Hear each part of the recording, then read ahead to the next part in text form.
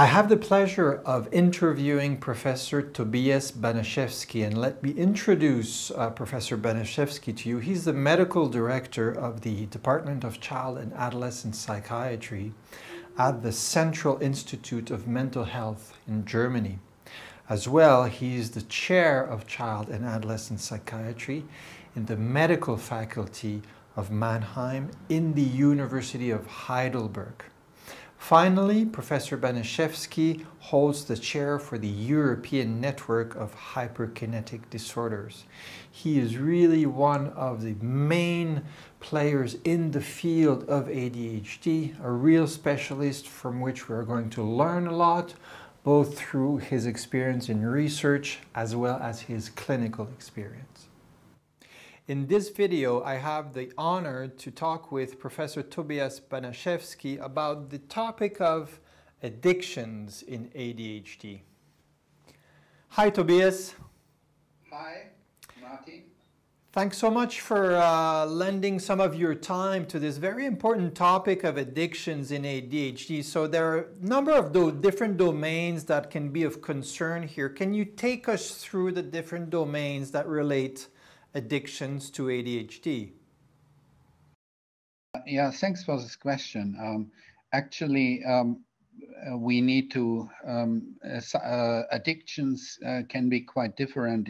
They depend upon the compound of addiction. So you can have a nicotine addiction, being a smoker. You can have a heroin addiction. You can be addicted to social media. So addiction is really a broad term. And we can talk about issues related to stimulus. There's in the public frequently a huge concern that stimulants might be misused and people may become addicted to stimulants. In order to be clear about the relationship between addiction and ADHD, we furthermore need to take into account the pathways from ADHD to addiction. Frequently, as most people will know, ADHD does not come alone, but during the developmental course may be accompanied by multiple comorbidities, such as depression or conduct problems. There are different pathways from ADHD towards addiction, and this concerns mostly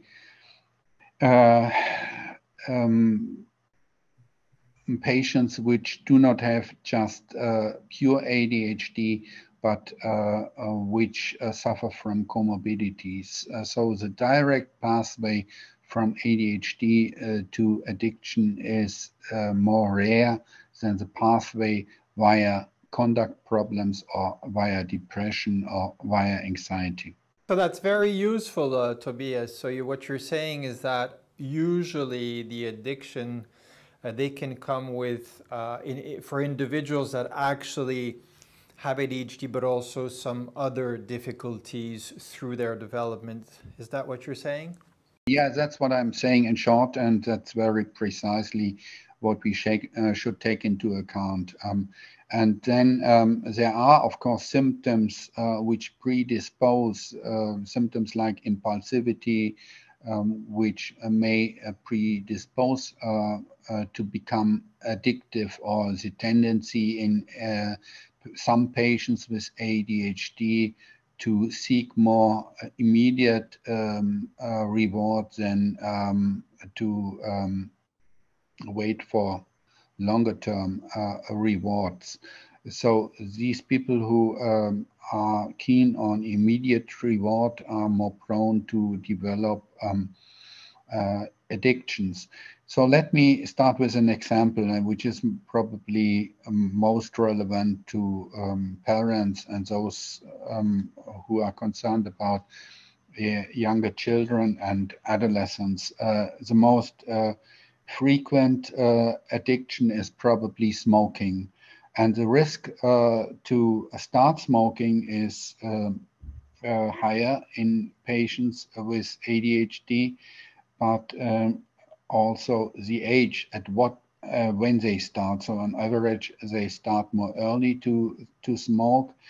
But the most important fact is that once they started smoking, which many children and adolescents do, they find it much harder to quit smoking. So finally, this leads to a much higher rate of smokers in those who have a comorbid ADHD. And in a relation, and if you consider this, this is also a mechanism which is relevant for other addictions. Basically, from a physiological perspective, it's important to know that the dopaminergic system is relevant not just for reward conditioning, but also for reward processing, but also relevant for working memory or networks that observe working memory. Working memory is if you keep something in mind. So for certain what we call executive functioning issues, dopamine is the dopaminergic neurotransmitter is centrally involved. But in terms of addiction, probably more relevant the fact that the mesolimbic dopaminergic system is a crucial part of the reward processing system. This and the fact that ADHD, that the dopaminergic neurotransmitter system is involved in the ADHD creates a neurobiological basis why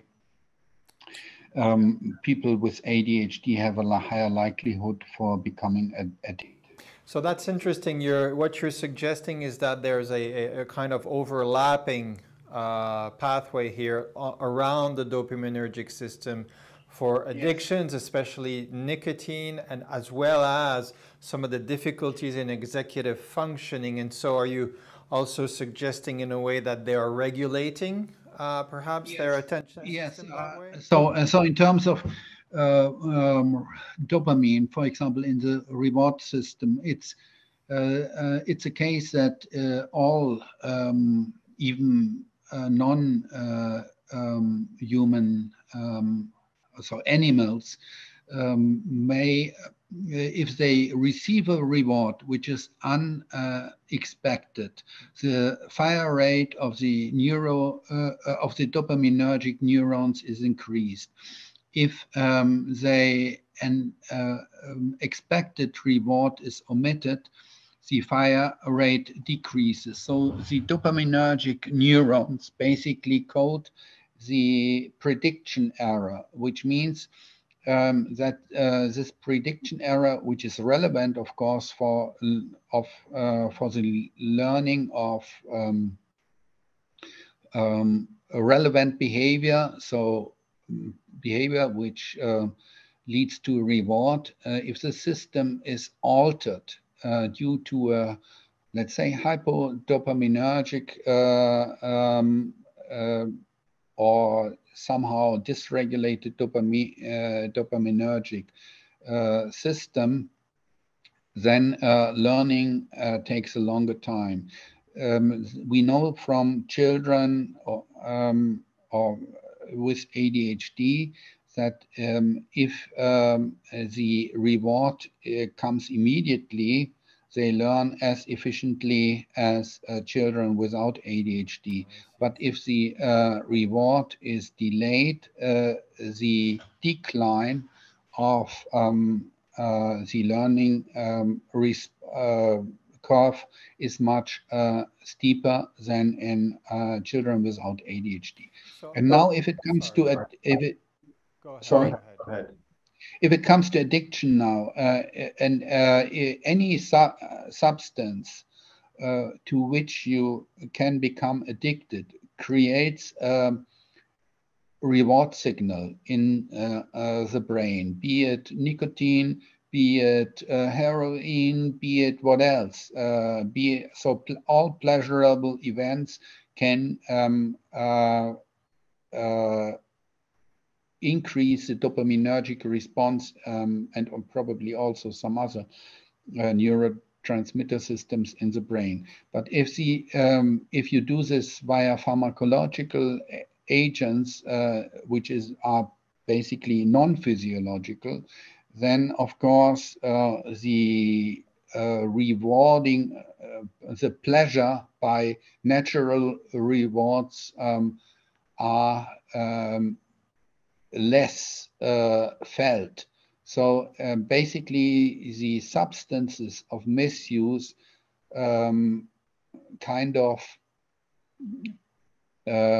capture the reward system and alter the reward system, which is then a reason why it's hard to overcome these effects. That's really interesting. So you've really helped us understand that, like, the main mechanism around the reward system, around the dopaminergic system, and probably that individuals with ADHD who might have diminished or a dysregulated presence of this dopamine then become more sensitive to immediate rewards. They're going to learn also with this immediacy, and this whole sensitivity then may also help us understand some of the different addictions. Now, moving on to your clinical experience, if you had any advice regarding perhaps protective factors or behaviors that may help with addictive problems, what would you say to your clients or your patients? Yeah, first of all, it depends a little bit on what a compound we are talking about. Mm-hmm. All of us know how, or not all of us, but smokers will know how difficult it is to not just become abstinent, but then stay off nicotine, and relapses are frequent. So if people develop an alcohol dependency, they will also suffer from a lot of somatic complications the longer alcohol dependency lasts, and weaken their own abilities to get rid of alcohol.